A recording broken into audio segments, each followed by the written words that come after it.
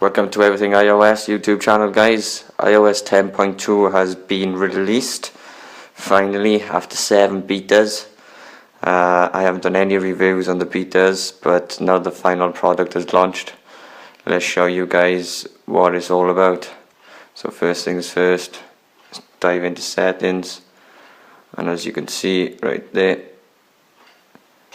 it's iOS 10.2. Can't get that to focus a minute, that's silly, but never mind. Anyway, let's move on. We have all the features here. There we go. It's a bit darker in the background, but that's good. All the features, you see the TV app is US only. You have new emojis, photos, messages, improvements to music, news, mail, accessibility, and other improvements and fixes. As you can see, there's quite a few there, and if you want to know about any of the security content on Apple software, you can visit the website. So let's go back and download and install. Let me just pop that away so you guys can't see my passcode. Here we go, and as you can see, the software is downloading, the update requested, and when this is finished, guys, I'll be right back. Hey guys, it's all downloaded and installed now. There's emojis then. If we go in, if we go into emojis, as you can see here, that there are loads more in the Unicode 9. Just a word of advice, guys, if anybody is receiving a text message off you and they are not running iOS 10.2, they will not be able to see these emojis because they are not running Unicode 9. But that's the best thing about iOS devices, Apple devices. They release to everyone at the same time, so everyone really does upgrade when the update is there. As you can see, the detail on them is a lot better. They have a lot more depth, more true tone colors. There are also multiple ones you can select from the same photo, like so. Oh, give me a second. Let me just find a face for you. I believe this guy may very well do it. No. Where's he gone?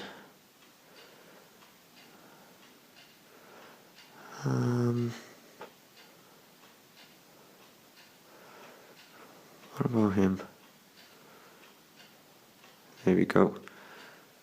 So it has it in different cultures and ethnic regions, which is something so tiny, but Apple is one of the best companies of that. Even the small things to them makes a difference. So that's the emojis. Again, hundreds of them. I can't go through them all and show you which one's new. But there are other videos out there, guys, which will show you exactly which ones are new. Seems to be talking about emojis and text. Let's pop in to messages, and now if we go here, we are able to have one new one right there, which is a love screen effect, and right at the end there is one new one called celebration, which again is pretty cool. Unfortunately, Apple haven't added any sound to these, which is a little bit of a downfall, but I'm sure Apple are working on that because they are constantly improving this service and iMessage capabilities. Right, so we can now, next up is home button with Siri control. If you go into settings, general, accessibility, come down a bit, we have home button.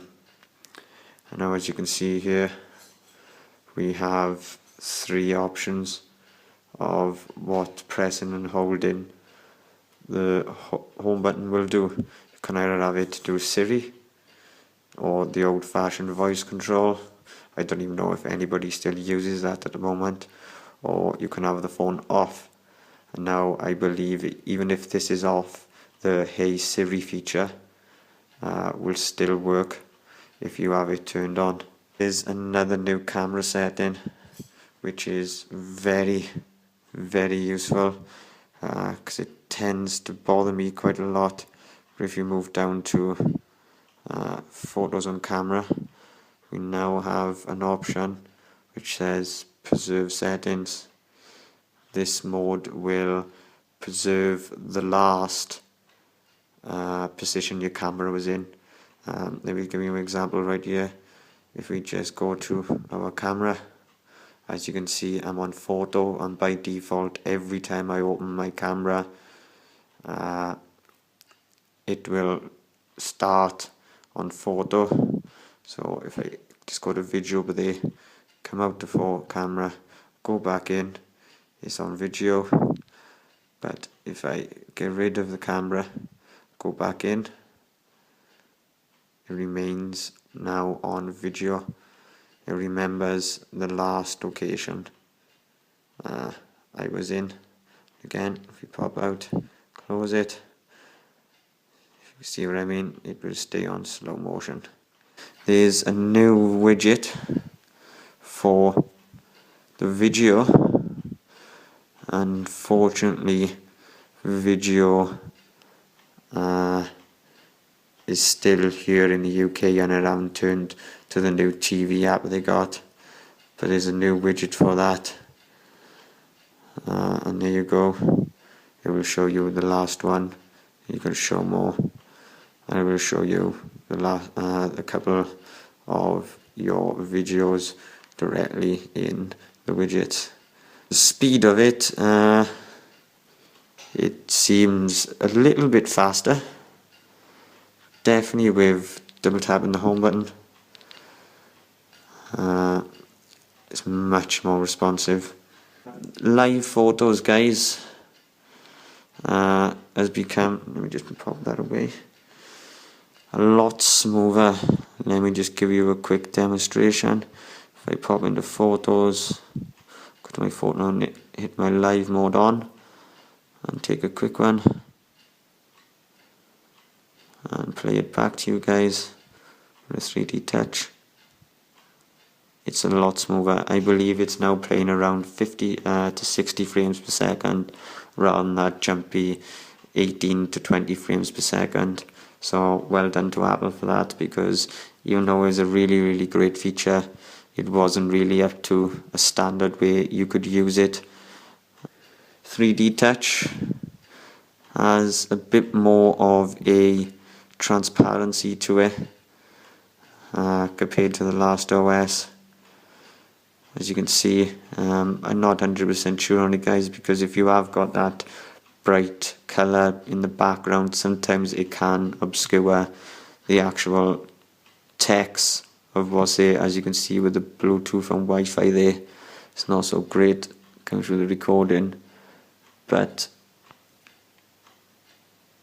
it does almost make it a little blurry to read. So guys, hope you enjoyed the video. If there's anything I missed, just let me know and I'll make another video for you guys, adding additional features. There's a lot of bug fixes. I haven't tried that video crashing one yet, but apparently that's all fixed. So yeah guys, thank you very much for watching my video.